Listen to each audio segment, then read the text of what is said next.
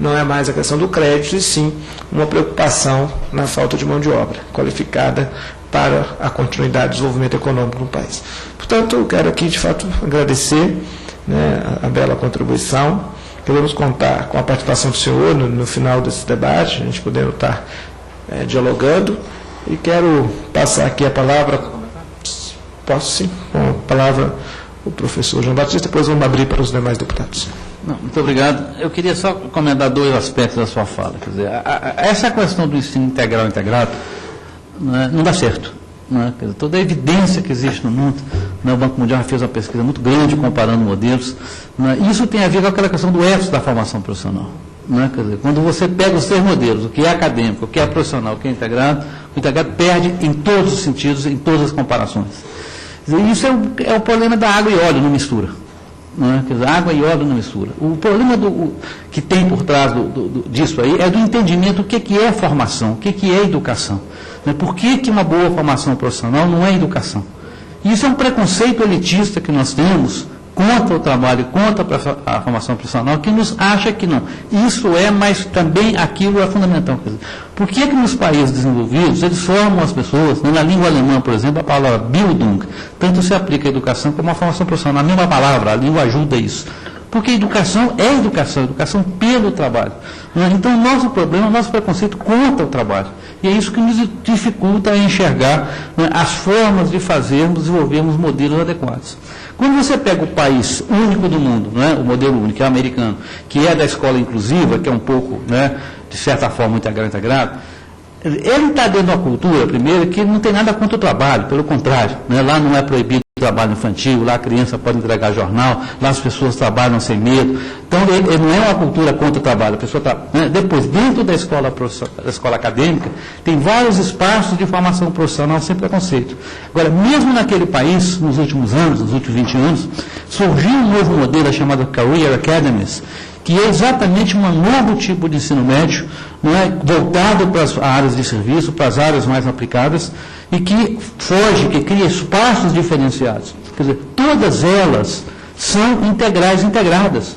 Quer dizer, o integrado não tem que ter português, matemática, história, integrado é outra coisa. Integrado qualquer coisa que você aprender tem que ter sentido, tem que ser crítico, tem que ser adaptado. E não que tem que ter um currículo igual, só se você gramar e fizer isso aqui, que você pode fazer outra coisa. Quer dizer, é esse erro de concepção que nós precisamos de entender que é um erro e depois ser capaz de superá-lo. O segundo comentário, desculpa que eu estou me alongando, mas serei breve, é a questão dos institutos federais.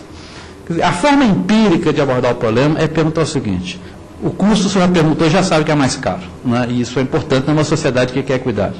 Mas a pergunta é, para onde vão esses alunos?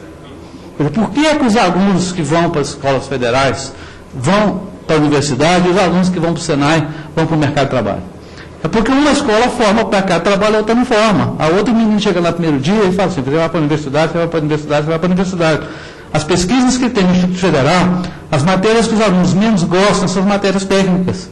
Quer dizer, o preço que ele paga, vai ter uma boa escola na minha cidade, eu sou inteligente, eu vou lá e faço. Eu vou pagar o preço de fazer umas matérias profissionais porque eu quero fazer direito e engenharia na Federal. Quer dizer, então é um custo caríssimo que o país paga, não leva os alunos, não tem modelo de formação profissional, não tem nenhum professor que jamais trabalhou na empresa, não forma o ethos das profissões e não leva ninguém para o mercado de trabalho. Então, é um desvio duplo, um desvio de conceito e um desvio de operação. E o país precisa de analisar isso com frieza. É uma distorção enorme, caríssima, de pessoas que não têm a menor competência para fazer isso, porque não são do ramo, e que exaurem os recursos públicos em uma centena de escolas, quando nós precisamos de milhares delas, mas num formato muito mais aderente à realidade do país e à natureza da formação profissional.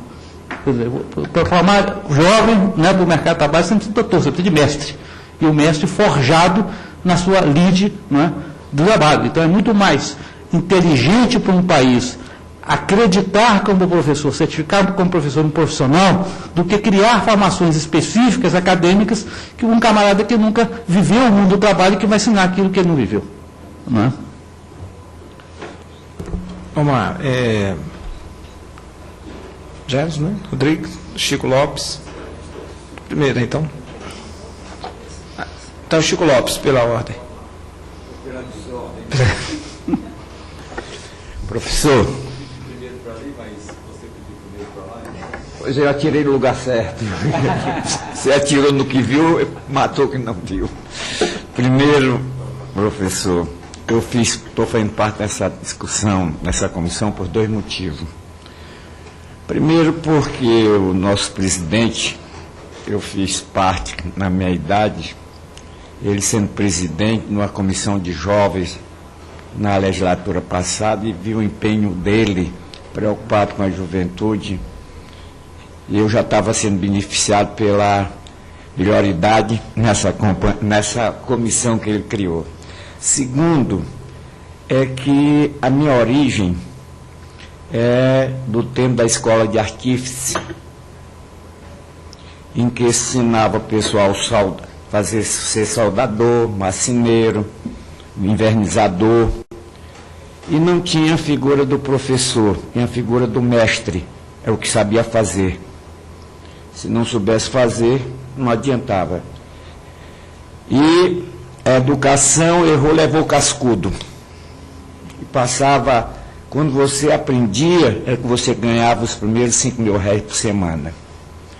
Tive a sorte de ir para o SENAC. Como era o SENAC?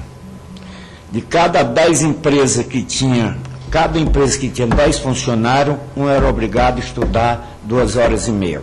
Se fosse aprovado, perdia o emprego. Se faltasse, perdia.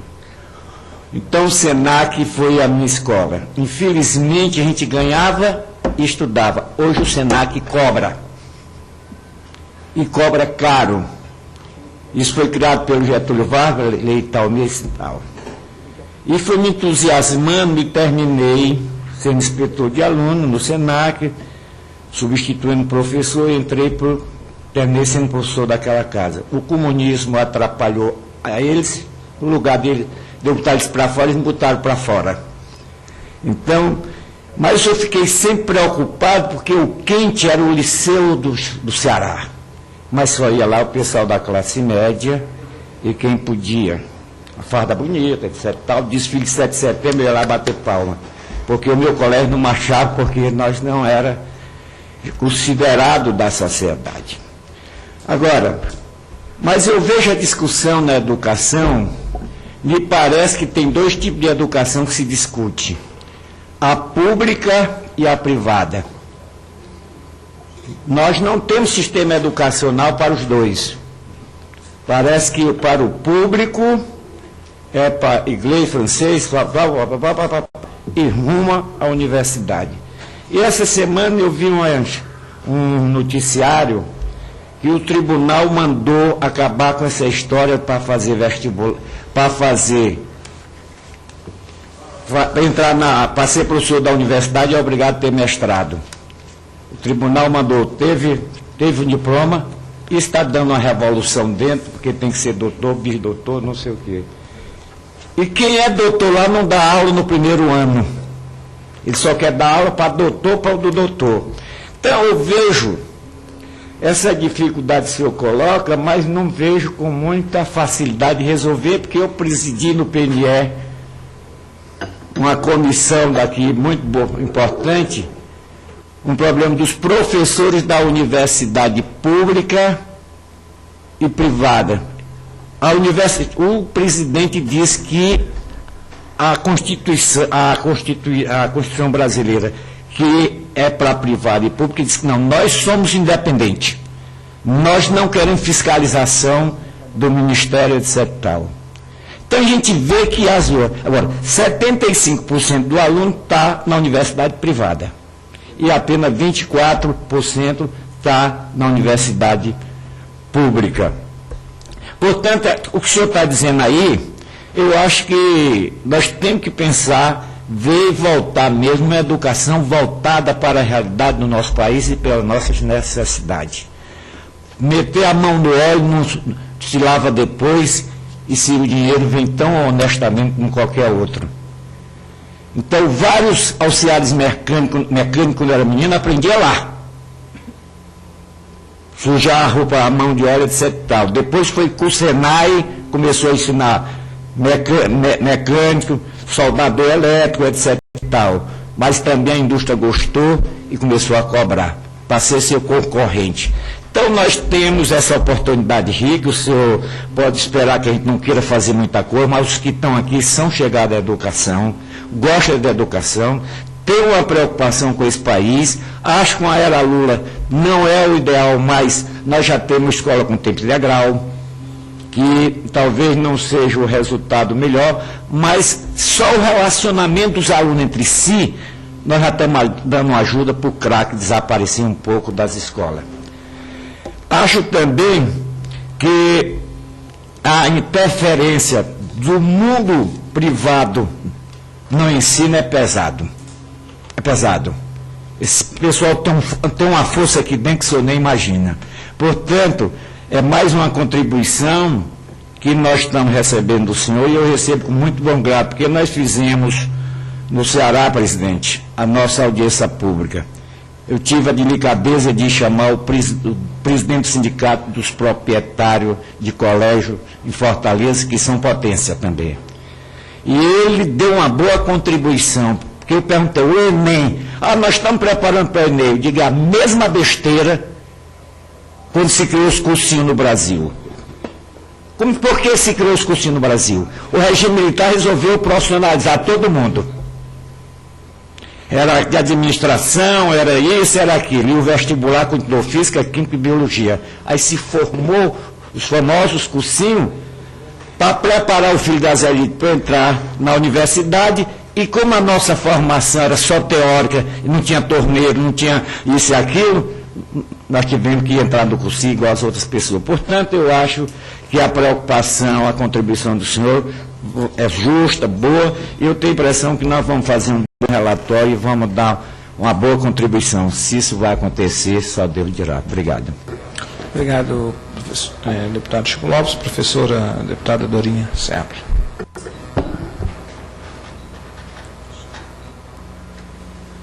Olha, na verdade, eu não sei nem como começar, João. Você praticamente, assim, acho que todos nós temos uma noção, né, da situação do ensino médio, né, e do grande problema, o fato do ensino médio noturno e a qualidade ainda pior do ensino médio noturno. Quem está no ensino médio noturno que não trabalha, quer dizer, está ali porque deveria ser quem precisa estar à noite porque trabalharia, mas não trabalha.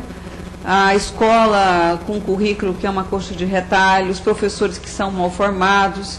Eu acho que, apesar de tudo e da ruindade que tem, a melhor coisa não é a merenda, que parece que é o que, no caso do ensino médio. Mas, assim, a gente tem que tentar encontrar uma alternativa do ponto de vista do que nós podemos construir. E você fez uma afirmação que eu fiquei preocupada em relação à questão do Pronatec. Porque a visão que eu tenho hoje, por exemplo, do Pronatec é que, ao contrário, quem está tomando conta do Pronatec, dirigindo o Pronatec, é o Sistema S. O grosso do dinheiro está indo para o Sistema S. A agilidade que eles têm e o conhecimento já construído e a experiência também dá essa rapidez para eles, né? E não estão precisando mais passar pelos conselhos para pedir autorização, o que era uma burocracia que eu mesma fui contra em relação à abertura que foi dada. Então, assim, eu tenho a impressão que o Pronatec, ele vai provocar uma implosão de uma maneira muito rápida se a gente não conseguir mudar o modelo tradicional, ao contrário. Quando a gente olhar a educação profissional que os estados têm, com rara exceção, são muito ruins. Arremedos. Ensino médio integrado, que o menino termina sem ter visto um laboratório. Professor, até para fazer concurso público para a estrutura da rede estadual, ela é complicada, porque são cursos que podem ter duração, em muitos casos tem duração temporária. E o Estado é muito lento para essas mudanças. Então, eu fiquei preocupado, eu queria que você comentasse por que você fez essa afirmação do arremedo do Pronatec, né?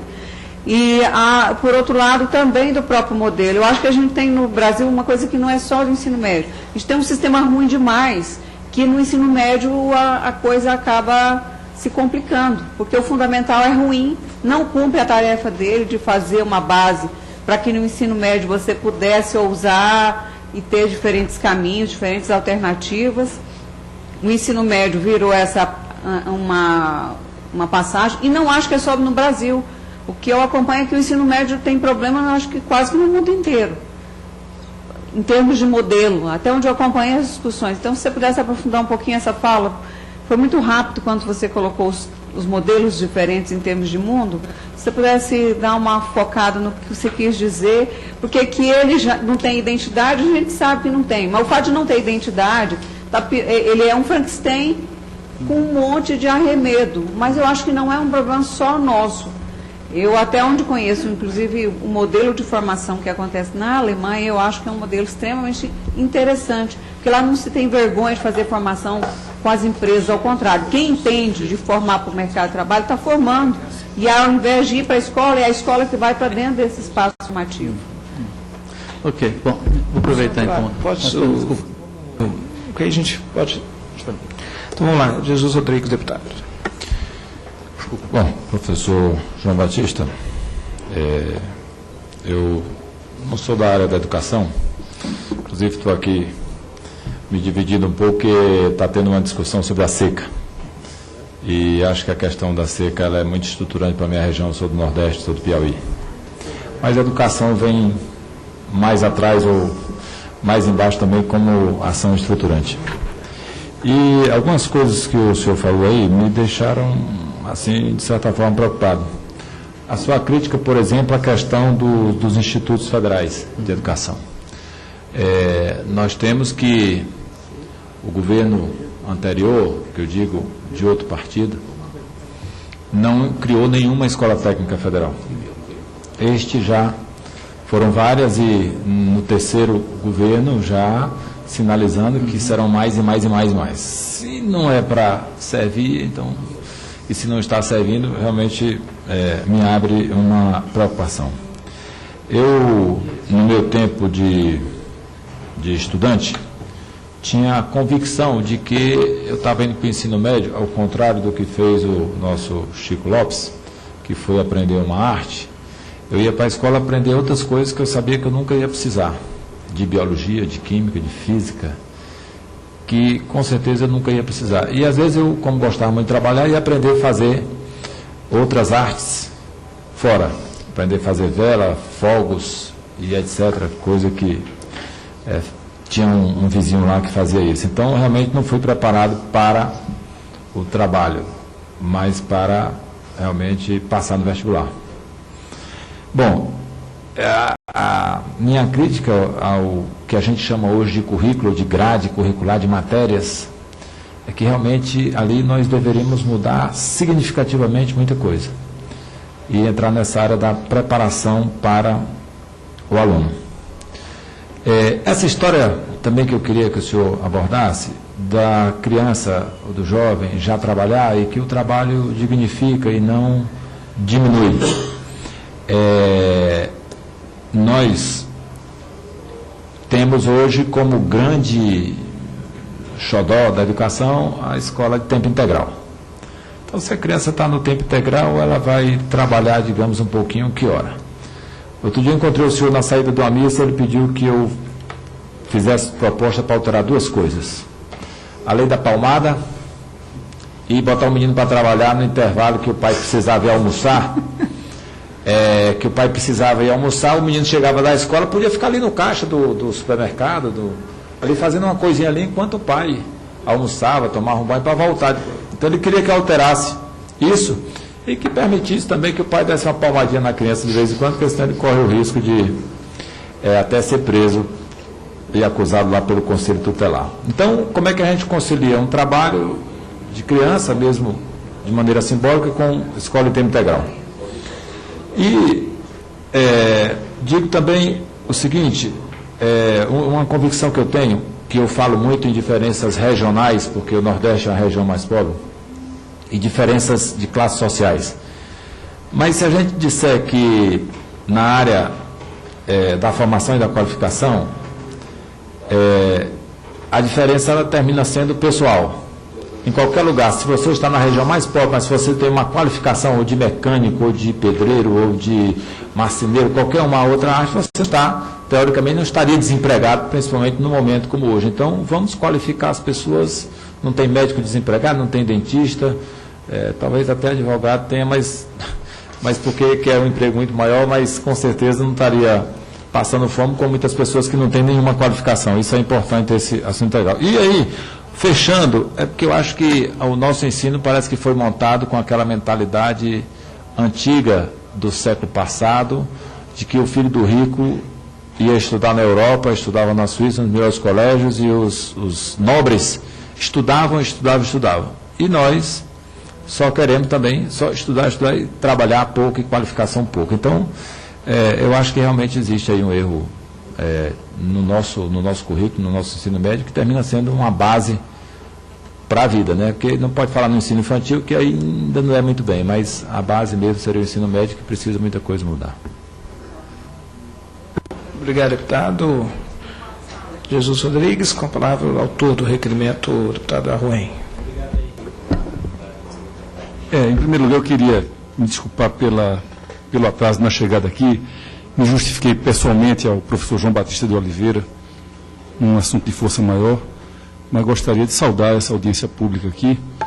E como não assisti à exposição inicial, eu gostaria de fazer uma pergunta ao professor João Batista sobre o que seria o modelo de ensino médio ideal. Se ele fosse nomeado hoje ministro da Educação, que proposta ele faria? Porque, num artigo recente, o Dr. Cláudio de Moura Castro dizia que havia duas grandes alternativas de ensino médio diversificado no mundo. Uma americana, que era uma mesma escola em que alunos faziam o seu currículo através de disciplinas eletivas, quer dizer, o próprio aluno montava o seu currículo de acordo com o seu foco de interesse. E havia um modelo mais europeu, em que o aluno, ao terminar o ensino fundamental, ele tinha basicamente duas grandes alternativas. A alternativa de seguir a carreira acadêmica, e aí ele teria 3 escolas diferentes, uma para ciências humanas e sociais, uma para ciências biológicas e outra para ciências da natureza, para física, química e matemática. E um segundo modelo de escola, que era a escola profissionalizante, em que ele teria basicamente aquela cadeira da língua e da matemática, e o resto das cadeiras seriam profissionalizantes. Bem, a pergunta que eu faço, é realmente isso? E no caso dessa escola profissionalizante, eu creio que seria uma escola do tipo a escola do sistema S. É realmente assim que funciona? E, se é assim, qual desses dois modelos seria mais adaptável à realidade brasileira? Palavra, professor. Eu vou tentar ser breve, as perguntas são profundas, aí eu vou falar das questões gerais primeiro, depois entrar nas específicas. Primeira questão do trabalho. Né? Se a gente estudar a história da humanidade, a gente vai ver que as crianças sempre trabalhavam. Trabalhavam para aprender a catar fruta, cuidar dos meninos, etc. Na sociedade moderna, industrial, pós-industrial, o trabalho da criança é estudar. Né? Então, a única forma de trabalho infantil legítima é estudar. E isso, hoje, pela legislação brasileira, é uma boa lei, não só é obrigatório para a criança, mas é obrigatório que o pai coloque a criança para estudar. Isso é muito bom. Né? Então, a ideia de que a criança tem que ajudar a família é equivocada. A família tem que ajudar a criança. Né? Então, esse pai que acha que o menino tem que compor a renda familiar, ele não entendeu o papel de pai, e o poder público tem que proteger essa criança, porque a educação é fundamental para que essa criança opere num mundo que exige cada vez mais conhecimentos e habilidades. Né? E para isso nós temos um ensino obrigatório, né, e que seria basicamente o ensino fundamental, 8, 9, 10, 11 anos, depende do país, né, depende da sua inserção. Mas menos do que isso, né, nós vimos aqui a população brasileira, menos do que ensino fundamental, sua chance no mercado é praticamente zero, né, e o grosso das pessoas começam aí a partir do ensino fundamental. Então, educar o trabalho infantil. Agora, a escola só vai ajudar a criança verdadeiramente se ela ensinar a criança valores do mundo do trabalho. Não é? Outro dia eu vi um livro que chama Tudo que eu precisava aprender na vida, eu aprendi no Jardim da Infância. Não é? E o outro livro era o Jardim da Infância, já foi tarde. Tinha que aprender antes. Não é essa a ideia das coisas iniciais. Se a gente não aprende no início da vida os valores importantes para a convivência social e para o mundo do trabalho, não vai ser depois de formado doutor que vai aprender. Quer dizer, a escola, mesmo sendo o lugar do trabalho infantil obrigatório, ela tem que ensinar coisas que hoje não ensina. Primeiro, ir na escola, chegar no horário, fazer dever de casa. Quer dizer, esta é a maneira como a educação, sendo obrigatória, contribui para o mundo do trabalho. Não é? Mas ela deve ser uma educação geral, acadêmica, não é? Nos anos iniciais, ensinar as pessoas. O que acontece hoje? Qual é a grande prisão da pessoa que termina o ensino fundamental hoje, com 16, 17 anos? É que ele não sabe matemática o suficiente para ter opções na vida. Quer dizer, ao não ensinar a criança, a escola tira dele opções. Quer dizer, o mínimo que a pessoa precisa hoje, no mundo contemporâneo, inclusive brasileiro, para exercitar opções, é ter pelo menos 50% a 60% do conhecimento básico do ensino fundamental. Hoje 9% adquirem isso. Nós não estamos dando a ele o direito de optar. E depois criamos opções. Não é? Criamos as correções que vêm em cima disso. Então, essa questão do trabalho infantil é séria, o trabalho infantil é estudar, mas cabe à escola de ensino fundamental ensinar a viver, ensinar a conviver, ensinar o valor do trabalho e a importância do trabalho. No caso da criança, o trabalho dela é estudar, fazer o dever de casa, estudar a lição, respeitar o professor, não roubar o lápis do colega, não colar na prova, etc. Tudo isso são valores fundamentais da natureza desse trabalho, que são essenciais para a sociedade. Bom, a outra questão que eu vou chamar a atenção de Vossas Excelências é a questão da distorção brasileira. Quer dizer, nós somos contra o ensino técnico profissional e somos o país do mundo que tem mais ensino profissional no nível superior. Quer dizer, o mundo já aboliu, o mundo moderno já aboliu o ensino profissionalizante superior, porque ele está num mundo de preparar as pessoas para um mercado muito incerto no nível superior. E nós adiamos a profissionalização quando deveríamos adotar, né, o mundo faz, profissionalizar as coisas mais simples antes e deixar para o pós-graduação, para o mestrado, doutorado, as coisas mais complexas. Lá, de novo, a gente erra na dose. Em vez de ir para o Pacto de Bolonha, a gente vai para o cooperativismo. Técnico em administração, técnico em exportação, técnico em logística. Professor que não tem mercado para esse tipo de coisa. O mercado é dinâmico. Não é? Então, nós temos essa distorção brutal em adiar a profissionalização, ao invés de fazer onde deixa. Bom, antes de responder a professora Dorinha, eu vou responder o deputado Raul Henri aqui na pergunta. Né? Se eu fosse o ditador, né, o que eu faria? Mas eu faria em prol das crianças. Né? Quer dizer, o meu alvo, o alvo da política pública, tem que ser promover o bem-estar diminuindo desigualdades sociais. É para isso que existe política pública. Então, o que é melhor para a maioria das pessoas, sobretudo das pessoas que vêm de uma origem social mais limitada, não é? Mais difícil. Não é? Quer dizer, então, o que se comporta numa sociedade como a brasileira? Possivelmente, na educação pública, a Secretaria de Educação, não é? Cuidar aí de metade das pessoas fazendo um ensino acadêmico, não é? Propedêutico à universidade. Não é? Agora, para isso funcionar, nós teríamos que mudar o vestibular. Não é? Nós teríamos que ter o vestibular como tem no resto do mundo. Não é? Quer dizer, um mínimo de exigência de língua, talvez matemática, né? Saber português e matemática, não é? E aí opções que as pessoas podem ter. Não é? Enquanto tiver todo mundo que fazer igual, você não vai conseguir nem fazer um ensino acadêmico que atenda às várias demandas. Mas eu diria que no máximo 50% da demanda deveria ser atendida na área acadêmica pela Secretaria de Educação. Isso que elas sabem fazer. Não é? Eventualmente, o setor de educação poderia fazer duas outras coisas no ensino médio. Não é? Uma que seria na formação de profissionais para a saúde, porque é uma habilidade muito técnica. Não é? Então, isso poderia ser feito.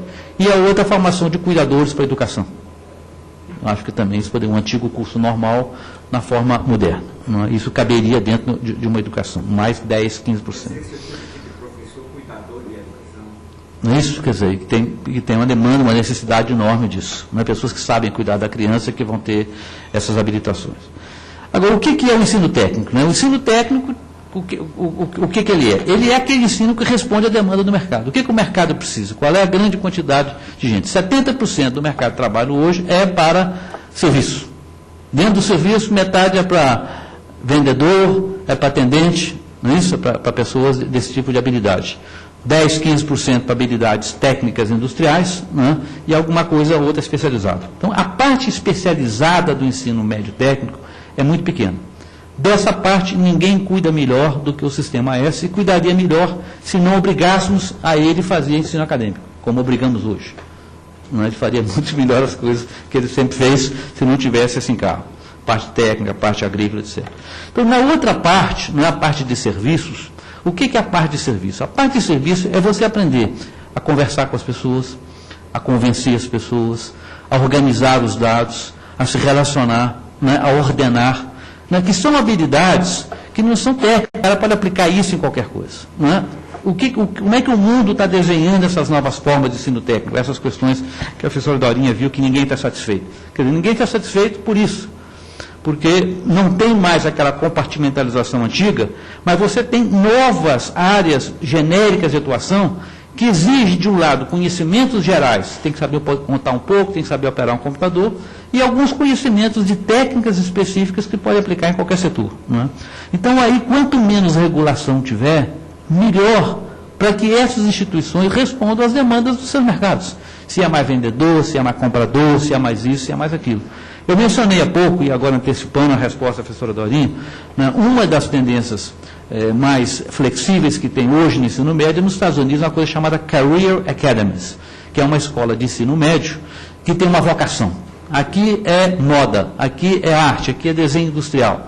Quer dizer, ela vai ensinar inglês, vai ensinar um pouco de matemática, vai ensinar um pouco de química, vai ensinar, eu disse que a química, tudo é importante na vida, até para entender a seca. Não é? Quer dizer, um pouco dessas coisas, mas aplicado a uma área em que o jovem tem a motivação, que ele vai aprender a aplicar. E essa escola tem um pouco de professor que dá o inglês, etc., e muito de gente do mercado que vai lá ensinar como é que vende, como é que estrutura, como é que você mete com o tecido, como é que você tinge, etc. Então, muito do que precisa para diversificar o ensino médio, né, esses 30%, 40%, tem que ser algo extremamente desregulado, não dá uma carteirinha igual o brevet de piloto, não é? Mas ele dá uma formação de nível técnico, uma abertura, um engajamento no mercado de trabalho, que as pessoas vão ser capazes de fazer isso, e quem quiser e fez um curso bom, pode ir para a universidade e nada impeça que vá. Não é? Então, 40%, 45% desse ensino médio seria isso, e as instituições do tipo do Sistema S, né, ou outras privadas ou não, teriam vocação para isso. Certamente, instituições do governo não tem perfil para isso, não tem o profissional para isso, e, sobretudo, não tem flexibilidade, porque essas coisas têm que mudar muito rapidamente de acordo com as mudanças do mercado. Então, tem que ser uma instituição que tenha flexibilidade. E 10% a 15% desse contingente tem que ser o curso de aprendizagem. Quer dizer, esses cursos profissionais de densidade cognitiva menor, né, do pedreiro, né, das profissões de menor complexidade, do ocupante, lojista, etc., e que com curso de 6, 12, 18 meses, você adquire uma profissão, adquire uma ocupação nobre, decente, necessária, com os valores daquela ocupação, e você não vai ser desclassificado, como hoje o sistema obrigatório da chamada educação formal faz, e expulsa essa criança sem saber nada. Não é? Então, recuperar a aprendizagem, né, na sua plenitude, não, tanto para as pessoas que têm uma escolaridade menor, como as que têm gosto nisso, quanto as pessoas de educação especial que precisavam desse tipo de certificação e hoje não tem. Né, e hoje ele fica no meio do caminho. Então, se eu fosse ditador, né, eu comporia assim, metade mais ou menos do ensino acadêmico, né, metade em ensino técnico, parte aprendizagem, né, em cursos de 6 a 18 meses, né, todo o país desenvolvido tem isso, sobretudo na Europa, e a outra parte ensino médio, com equivalência para transitar para o ensino superior, mas com uma flexibilidade, com uma densidade, uma flexibilidade muito grande para que as instituições tenham aderência com o mercado profissional. E, na verdade, em todo o país em que elas têm, com maior ou menor flexibilidade, os resultados que a gente apresentaram aqui mostram que a taxa de retorno para o indivíduo é sempre muito maior. Não é? Finalmente, respondendo agora a professora Dorinha com um pouco mais de detalhe. Isso que o deputado falou, né, citando o Cláudio, é basicamente a verdade. Você tem dois grandes modelos, foi o que eu comecei falando aqui hoje. O modelo norte-americano, que você diferencia dentro da escola, opção por cursos de níveis diferentes ou cursos diferentes, e a opção de escolas diferentes com vocações diferentes, como é o sistema europeu. Dentro do sistema europeu, você tem uma divisão grande, que é o sistema germânico, Alemanha, Suíça, etc., em que você tem metade na fábrica, metade na escola, e os outros sistemas que é mais tipo Senai, embutido na escola, onde se aprende as habilidades. Né? Então, dentro disso, você tem as variações. O que está mudando na Europa? Né? O que tem mudado nos últimos 30 anos, né? desde o advento da tecnologia da automação? Que todo mundo sabe, todo mundo está olhando o mundo, que a quantidade de conhecimentos que as pessoas precisam de ter no futuro é cada vez maior. Todo mundo sabe disso. Quem negar isso é porque não está enxergando o mundo.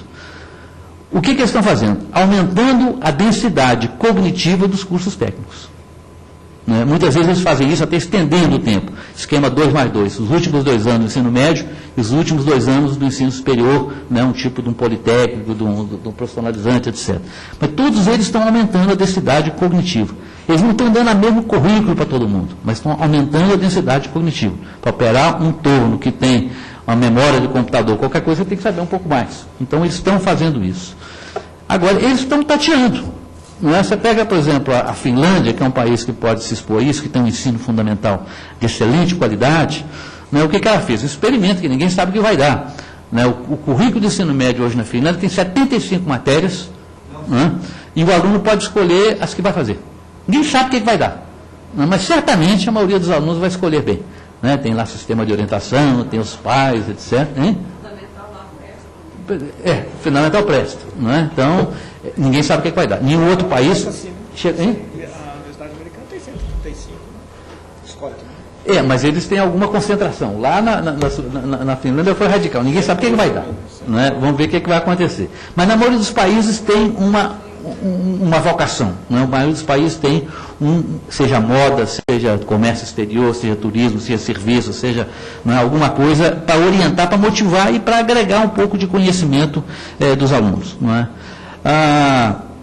A outra coisa que está mudando é esse conceito, que o Cláudio fala muito nele, das habilidades básicas. Não é? Quer dizer, como é que você coloca em qualquer currículo, né, um pouco mais de língua, um pouco mais de matemática? Não é? Quer dizer, quando você olha a história do Brasil, isso que o Senai sempre fez nas séries metódicas. Quer dizer, quando o Senai tinha aquele sistema de série metódica, o que era? Vai aprender o torno, vem para aqui para a sala para aprender qual é a operação do torno. É isso, é conjugar o conhecimento acadêmico com o conhecimento prático. Quer dizer, o desafio é o mesmo. Hoje a forma de fazer isso que é um pouco mais diferente. Né? Quer dizer, então você está treinando um profissional de moda, não basta só ela saber costurar direitinho. Ela tem que saber desenho, ela tem que saber cores, ela tem que saber tendências, ela tem que saber se apresentar, ela tem que aprender a desfilar. Então você tem um conjunto de comportamentos que devia ser parte do currículo normal. Quando você pela expressão oral em língua portuguesa, é isso. É saber se apresentar, não é? Você ter fluência de apresentação, você conquistar um público. É isso, só que está aplicado aqui, desfile de modas. Não tem nada que não é enobrecedor nisso, não tem nada menor nisso. Só que você está num contexto em que isso se torna uma necessidade, se torna mais interessante do que você lá aprender os poemas de Olavo Bilac, ou Capistrano de Abreu, não sei quem, né, que caracteriza esse ensino mais enfadonho. Então, quer dizer, o que nós temos no mundo, sim, é uma inquietação, quer dizer, a inquietação da questão da juventude, a dificuldade de aprender a juventude na escola. Não é? Ninguém, né, quando você vê as mudanças que eu mostrei aqui nos quantitativos, não há grandes mudanças na quantidade de gente que vai para o ensino técnico nos países da OCDE nos últimos 30 anos. É muito pouco mudança, que os países não estão fazendo mudanças radicais. O que eles estão tentando fazer é tornar essa ideia mais aderente ao mercado de trabalho e mais interessante para as pessoas que estão vindo de uma nova geração, não é? E que, felizmente, a Europa hoje e os Estados Unidos, aos poucos, não é? Está conseguindo trazer mais gente um pouquinho melhor para o final do ensino fundamental. Não é? Quando você compara o resultado do PISA, não é, dos países desenvolvidos, não é, quer dizer, a média 500, que é a média da maioria dos países, os Estados Unidos está 480, quer dizer, a média 500 significa que os jovens de 15 anos, que são praticamente os jovens que terminaram o fundamental, dominam competências básicas para exercitarem opções. Uns com mais competência, outros com menos. Então, eles estão conseguindo fazer isso para pelo menos metade, alguns para 60% a 70% da população. Não é? Então, quando o país chega nisso, ele ainda fala, tudo bem, chegamos nisso, mas não vamos obrigar todo mundo a fazer o mesmo curso no ensino médio, porque não dá certo. Todos os países continuam achando que isso não é uma boa ideia. Só o Brasil que acha que é uma boa ideia, inclusive o Pronatec.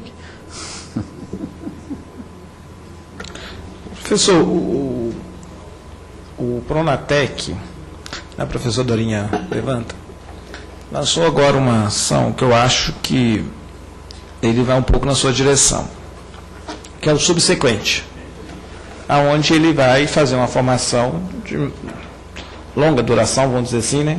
Só da parte técnica, que é o de formação de 800 a 1000 horas, né? Que eu acho que ele responderia um pouco, porque, de fato, quando ele é integral e há uma prova de seleção, é evidente que aqueles que são brilhantes, mesmo não tentando seguir, não tendo a decisão ainda de seguir o seu modelo, a sua definição no mundo do trabalho, ele faz porque sabe que é uma boa escola. É evidente, eu não tenho estudos ainda, qual é o percentual que de fato se ingressa no mundo do trabalho, qual é o percentual que imediatamente chega à universidade, né?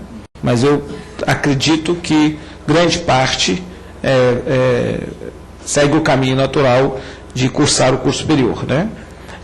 Apesar que os dados garantem uma alta empregabilidade. Nos institutos federais, os técnicos têm uma taxa de desemprego, parece 1,8, pelos indicadores. Os profissionais de cursos superiores no Brasil têm uma taxa de desemprego 4,8, bem superior, né? Isso demonstra um espaço maior no mundo do mercado de trabalho para uma formação mais prática, né? Outra questão que eu acredito também dos institutos, o modelo foi pensado multicamp, né? Você tem uma instituição no Estado e ele tem um conjunto de campos e que cada um desses busca, de fato, ter essa referência. Para que ele possa ser diferente da universidade, ele passa a ser uma educação mais aplicada e que esses institutos possam, de fato, ter uma interferência mais no mundo do trabalho, no modelo de desenvolvimento econômico, no arranjo produtivo local, essa questão toda, né? É uma instituição muito nova, né? Porque, de fato, os institutos é uma fusão de várias instituições, agrotécnicas, escolas de aplicações, aí eu concordo plenamente com o senhor. A escola de aplicações das universidades é a demonstração evidente como os nossos educadores da nossa universidade não têm vocação de educar adolescente, né? Porque todas essas escolas ficavam na periferia da ação estratégica das reitorias das universidades, né? Por isso que muitos desmembraram e essa instituição e esse modelo não amplia mais no Brasil.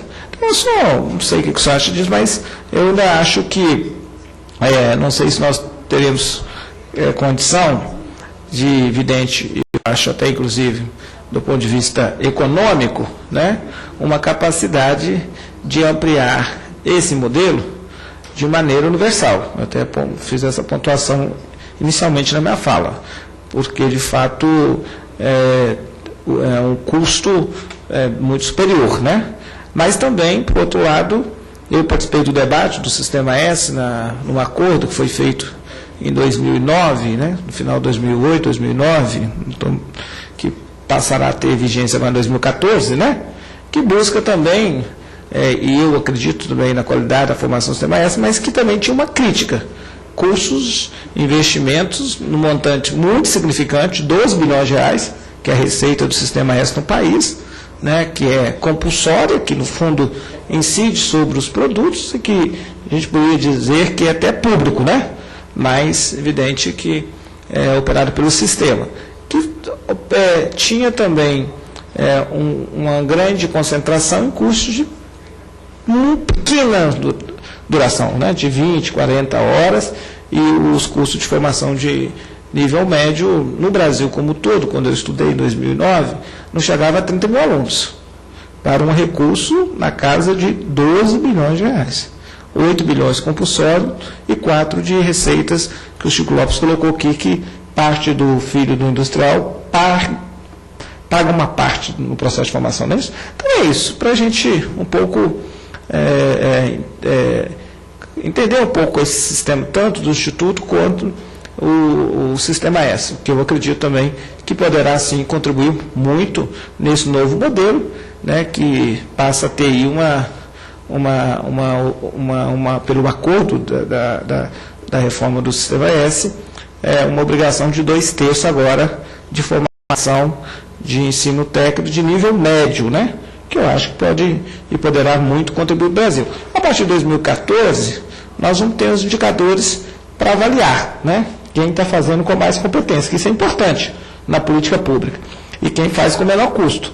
Se é de fato o Sistema S, né, com essa obrigatoriedade, ou se de fato é a rede federal do Instituto Federais, né? Então, acho que no futuro nós vamos ter um bom padrão para a gente avançar nessa política pública no Brasil.